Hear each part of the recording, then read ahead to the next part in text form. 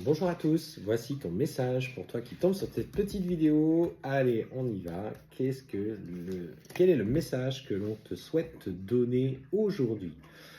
Quelle que soit la situation que tu traverses, quel que soit l'état émotionnel dans lequel tu es, que ce soit en souffrance, dans une période plus apaisée, on te demande aujourd'hui de pratiquer des activités où tu te recentres sur toi. Tu as un vrai potentiel pour te recentrer à toi, pour t'apaiser. Et ce qu'on te demande, utilise les outils que tu as à ta disposition pour prendre un petit peu de temps, pour se recentrer par le biais de méditation, de yoga, d'activités où tu te sens connecté à toi-même et à ton corps, afin d'être dans l'instant présent, dans le lâcher prise. En fait, on voit que tu as un vrai potentiel exacerbé. Quand tu sais t'écouter, quand tu sais t'apaiser, tu as cette capacité à accueillir toutes les informations du monde. Et là, pour le coup, c'est vraiment ce qui m'a été soufflé. Reste maintenant à toi aussi de le faire et surtout de t'ouvrir un petit peu. Alors attention, parce que pour le mois en cours, il y a notamment des événements qui vont se faire travailler ton chakra du cœur. La famille est très présente dans ce mois qui vient, alors peut-être en lien avec des vacances, l'occasion de voir sa famille, des amis, etc. Et on sent que par rapport justement à ce que tu traverses en ce moment, tu as l'impression d'être mise un petit peu de côté, ou mis un petit peu de côté, euh, parce que tu ne vibres plus comme eux, parce que il y a les événements de la vie ont fait que vous avez dû vous éloigner.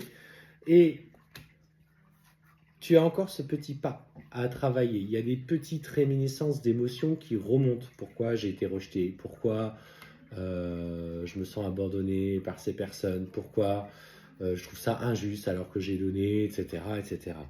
On te dit que là, cette émotion qui remonte doit aujourd'hui être l'évidence que tu as encore ce chemin à travailler en lien avec ton enfant intérieur.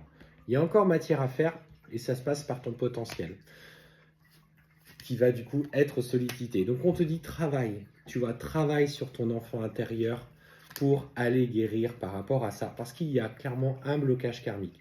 Alors il y a un blocage dans cette vie-là, mais pas que. Il y a un blocage aussi dans une vie passée où tu as certainement été déjà un enfant qui s'est dévoué ou qui a eu des rapports conflictuels avec sa famille. Il est important que que tu ailles travailler tous les pans de ta personnalité parce que ton âme est profondément marquée par des épreuves répétées où elle a laissé des petites parties d'énergie d'elle-même. Et ça, quand on parle de processus de recouvrement d'âme, en fait, c'est d'aller chercher les informations pour reconstruire un petit peu ce qui est, pour que la consolider finalement, lui acquérir toute sa lumière. Et là, on te dit clairement que ça passe par un nettoyage profond du travail que tu vas mettre en place. Alors, on est sur une guidance un petit peu différente. Je l'entends, on ne parle pas d'amour, je l'entends, on ne parle pas de retour, je l'entends. Mais je pense tout à chacun que dans ce que vous vivez, dans votre quotidien, que ce soit en lien avec des relations amoureuses, familiales, amicales, professionnelles, les blessures que nous avons, qu'elles soient dans tous les domaines de notre vie, viennent impacter notre propre construction et notre place que nous nous accordons dans tous nos schémas relationnels. Alors si tu guéris cette blessure d'injustice ou ce rejet en lien avec ta famille, bah, tu guéris une part de toi qui ne réagira pas de cette façon-là dans une relation amoureuse. Et c'est important de prendre en compte tous les événements de votre vie. Et c'est ce que j'explique pour les parcours, pour ceux qui consultent en parcours de flammes jumelles, de relations sacrées, d'une manière générale. C'est prenez chaque difficulté, épreuve de votre vie comme des expériences qui vous permettent de grandir. Tu vises une promotion professionnelle, tu ne l'as pas, c'est un très bon collègue qui l'a ou une très bonne amie qui l'a, ne travaille pas mieux, ne travaille pas moins bien, mais tu es content pour elle, c'est pas ça la question, c'est pas ça le problème, c'est moi avec moi-même, qu'est-ce que ça met en lumière? De l'injustice, pourquoi j'ai cette blessure de l'injustice? Et j'y replonge, et je vais regarder, et je vais observer au fond de moi d'où vient-elle.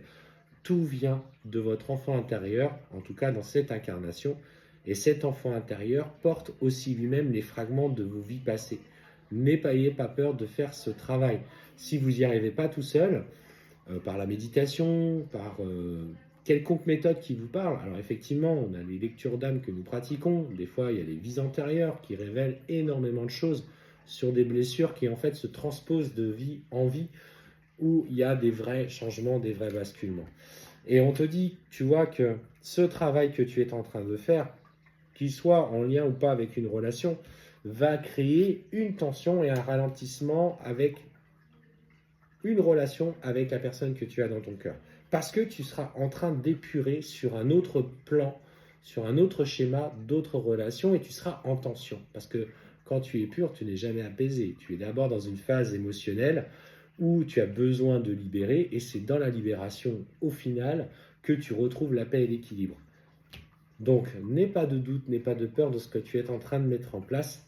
Ça avance pour toi et confiance.